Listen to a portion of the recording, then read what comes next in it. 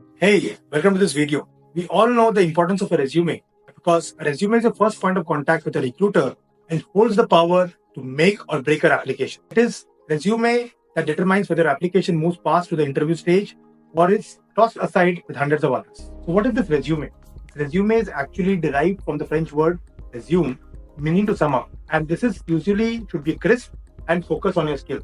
So resume should be job oriented and highlight your skills for that particular job. Sometimes, we make a generic resume and just keep passing out onto different job applications wherever we get an opportunity to apply. But that is not the correct way because that makes the chances of your resume getting rejected very high because job descriptions could be different for different job roles and different organizations. So unless you understand the job role and tailor your resume accordingly, chances of your resume getting shortlisted is very less. So sometimes, I see resumes which are 3, 4, 5, 6 pages long. That is not something that will be entertained by a recruiter because he has very less time, only a few seconds to glance through a resume. We need to actually make the resume short and crisp, maximum 1 to 2 pages. Even if we have some experience, and especially for a college student, it should be ideally 1 page only. That is sufficient, and that much time only will the recruiter be able to look at your resume before going on to other resumes. And how to build an impressive resume, how to capture the attention of the recruiter is what we are going to talk about in this particular video. So resume, as I mentioned, should be job oriented and highlighting your skills for that particular job or internship role. That makes it easy to scan through and get an idea of your skills. The fact is that the average employer spends only about 6.25 seconds looking for a resume. Thus, your resume is your first and possibly last chance to capture the employer's attention. You could be a brilliant candidate with perfect skill set for the job, but how to communicate it? That's why communication becomes a very, very important skill. How to communicate it properly through a resume so that it attracts the employer. So a resume could be the only thing standing between you and your dream job. So this resume actually is divided. Outstanding resumes can be divided into 4 major components, which are plan, number 1. Second is structure. Third is content. And 4 is design and format. Let's get over them one by one to help you land an interview for your dream job. Before we move ahead, my name is Akshay and I've been interacting with a lot of college students, helping them in their career selection process and preparing for the next level in the career journey. With my decade of experience at IIT Bombay, I got the opportunity to interact with a lot of students at IIT, even interns coming from outside, where I understand that the students have a lot of confusion about their career journey as well as how to move forward. All this problem I found at Career Vision Hub, where we not only help the students to select the right career, but also help them to grow with the right mindset and the skill set that will make them stand out as a leader in the 21st century. If you want to stand out as a leader and make your parents proud, I would suggest you to go to my website jakshay.com or careervisionhub.com and register for the next webinar where I will help you to crack the career code and answer all your questions that can help you take your career journey to the next level. So let's get into now, try to understand how to build an impressive resume. Let's see what's happening with Arnav. So Arnav recognizes its importance but is uncertain. It's resume. So building a resume is a fundamental step in the job application process that Arnav understood. He already knows and you also probably know it. But he's uncertain how to craft a compelling resume. What should be the plan, the structure, the design, the content? Predicament is common among many students aspiring to enter the workforce or even apply for an internship. Let's first create a blueprint plan. So a resume is not an autobiography or an entire work history. It is not a means by which an employer decides whether to hire someone or not. It's only meant to decide whether or not to interview an applicant. So you should provide enough information to the employer to make a decision whether to interview or consider you for the job or not. And the best resumes are actually built through proper planning and forethought. So don't just go rushing to start writing whatever comes to your mind. It's very important to create a structured plan before writing a resume. That will ensure that it is crisp, to the point, and accomplishes their objective in the best possible manner. So here are a few things to consider while building the first step, that is the plan. Keep it crisp. Not fit everything about yourself into the resume. You don't need to mention about every hobby like singing, dancing, football, everything, and make it very long and that maybe the employer will think that I have so many things and will consider. No, you can reserve those extra details for the interview instead. The main objective of writing a resume is not to land you into a job, but to give your recruiters an idea about your education, achievements, accomplishments at a glance so that they can shortlist you for the interview. Then understand your employer and the position on offer. A useful exercise for building an exceptional resume is to take the time to understand your employer first. Read up on the company, its vision and mission, the state of the industry, and the requisites of the position you're applying to. Get into the mind of the employer. This would help you customize the resume to showcase how you are the perfect person to fulfill the company's needs. It's very important to tailor resume. What I suggest my students is that you have a master resume, थोड़ा सा बड़ा भी हो सकता है वो, little big in size, and from there you can cut short things and tailor it a little bit and accordingly craft it so that you can then share it with your employer, or a particular job description based on usme kya pucha, what is the requirements that they have, the job description. Based on that, you craft, include your skills, interests, achievements, education or certifications. All those details should be included based on the position on offer and what your employer is looking for, and not fill it with too much extra jargon, because that may actually put off the employer and ignore your resume and go to the next one. So avoid doing that. Make it very crisp and include relevant information. Next, be clear about your career objective. You should have very much clarity regarding not just the company, but your own goals too. Since employers will evaluate you on this. Because if your clear objective is not matched with what they want to do, then probably you may not be fit for the role, or you may join the role just because you need the salary or you need the job at the moment, but you may not continue for long. Take the time to introspect on why you want to apply for the position and how the position will help you to achieve your career goals. This will help you form a distinct career objective for a resume as a way to communicate to your employer that you are a clear-headed and sorted person. Next is the structure. So be your own architect. Now that you've built a workable plan in your mind, the next step is to define how you are going to organize and present the information in the form of a structure. The most important part of a structure is to figure out the skeleton of your resume, that is, the way you're going to organize the elements in it.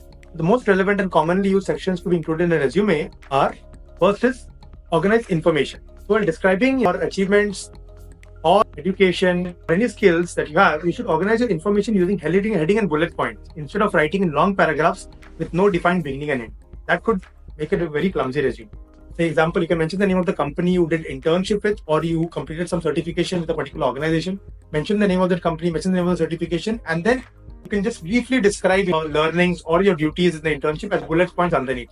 Crisp, so that they can just get the summary of it. Little bit idea that okay, you have done this kind of work, and if they want to know more, they'll ask you in the interview. It's not necessary to put everything on the resume. That mistake many students do. So that's why I am repeating this again and again. Next, keep descriptions short and simple. So be mindful of how you describe your education, your achievements, or your internship experiences or job experiences, all in that if you have any. Avoid writing descriptions of essay-like proportions that leave your recruiter snoozing by the end of it. Don't keep them so short that the recruiter is left with no idea about the work you do. Remember that bullet points are your best friends. Then highlight your academic credential. Mostly likely you are a fresher, so your academic credentials will hold important for a recruiter in most cases. So highlight it properly. Organize it in the form of a table or a highlighted section instead of a paragraph or points. Especially if you have got good marks, you can mention them. If the percentage is not too attractive, then you may choose to skip that. A table, which you include can have columns for the name of college or university, course, year of passing, and marks or CGPA. Even if your certification is there, it should mention ki certifying body kaun si hai. Okay, which year you did that. All those details are also important. If there is an expiry for the certification, that may or may not be mentioned. Club together related information. All the elements from a similar category should be organized together in the section. For example, all your internships should go under the same section and should not be combined with your other co-curricular activities. All the academic credentials should come together like that. Then, know the terms. You should be aware of the difference between co-curricular, curricular, and extracurricular activities, as all three are inherently distinct. They are not the same. So co-curricular activities, those that are part of your academic course. For example, your projects or the subjects that you study. Co-curriculars are ones that go hand in hand with your academics, but might not necessarily be a part of the syllabus. For example, research papers or conferences. And extracurriculars are completely separate from the two and include activities which are unrelated to academics. For example, awards which are won at a state level competition. Then get message across the content. The content is the heart of your resume, the one that would actually help you leave a lasting impression on a recruiter. So an outstanding resume cannot be achieved without quality content, since it communicates your work through your experience, achievements, and academic credentials. So from a marketing perspective, a resume needs to convey who, what, and so what in a quick visual scan. So please remember that you need to prepare the resume from the employer's perspective and show your skills, potential to contribute to the organization. Make sure they are free from errors, including spelling and grammatics. And few tips to develop impressive content in a resume is: first is customize, customize, customize. Again, I'm repeating this point. With resumes, the phrase one size fits all is never applicable. You should customize your content according to the role you're applying to, and you should modify it for each job you apply for. For example, if you're applying to a content writing position, it would be helpful to include internships done in that domain, along with accomplishments that highlight your creativity and writing skills. And it could be also wise enough to leave out certain internships. Suppose you did an internship in a completely different field, which is not related, maybe coding or something. You could choose to leave that out if it is taking the resume too long. Next is mind your language. So pay attention to the language you use when conveying your information. Never use slang or informal words in a resume, as they will look very unprofessional, because resume is a very professional document. At the same time, avoid using very heavy sounding and ornate words. A resume is meant to demonstrate a professional skill to the recruiter, not an English language skills. Then actions speak louder than words. Try to integrate action words such as managed, coached, developed, resolved, etc. in your resume. These words serve to prime the notion of accomplishment and achievement in a recruiter's mind. So if you need help, there are a number of online resources with a number of action words available for it. Just Google it. So be careful to use action words only in context that they are relevant. And never lie on a resume. Please mention only those things that you have actually done. Next comes expectation versus outcome. So while talking about your work experience, focus on your accomplishments instead of duties. That is, focus on what you did in the job versus what the job was. As an example, try to write about measurable outcomes that you achieved in a role with the help of specific numbers. For example, increased social media engagement by 12%, generated 50 leads in a period of 3 months, successfully inducted and trained 20 new trainees. Here are some examples. Then comes gorgeous grammar. This one should go without saying, but always use proper grammar in your resume. If grammar is not a strong suit, then take the help of a friend, or even there are many online expert tools that are available, but never put out a grammatically incorrect resume. Sends out a very bad impression and makes it sometimes readability also difficult for the recruiter, which might again result in your resume getting scanned. So there are various online tools available to help. This Grammarly is a good one. When we've talked about the structure, let's talk about the format and design. I is the cake.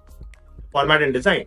In a competitive job market, employers receive thousands of resumes and spend a few seconds on each. So a resume that is unattractive, hard to read, contains errors, or doesn't address the employer's needs is quickly excluded. So like no cake is complete without the icing, an outstanding resume cannot be achieved without proper formatting.